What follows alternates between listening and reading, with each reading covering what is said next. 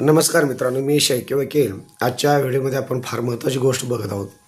समजा घरच्या कर्त्या पुरुषानं कोणत्याही वारसाची संमती न घेता जर जमीन विक्री केलेली असेल आणि तुम्ही ती जमीन खरेदी करत असाल आणि कोणत्याही वारसाची त्याला संमती नसेल, अशी जमीन खरेदी करत असताना खरेदी खतामध्ये तुम्ही कोणत्या कोणत्या अटीनुसार ही जमीन खरेदी घेता येते विना संमती वारसांच्या.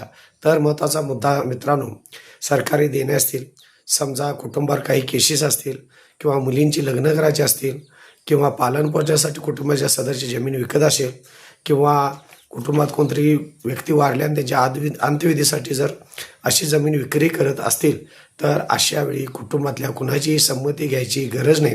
पण तुम्ही खरेदी घेत असताना सदरचे मी आता जे सांगितले मुद्दे, ते मुद्दे तुमच्या खरेदी खतामध्ये घाला आणि मग ते जमीन खरेदी करून घ्या. मग तुम्हाला त्यांच्या वारसांची संमती घ्यायची गरज नाही. नाहीतर अन्यथा खरेदी खत रद्द होऊ शकतं.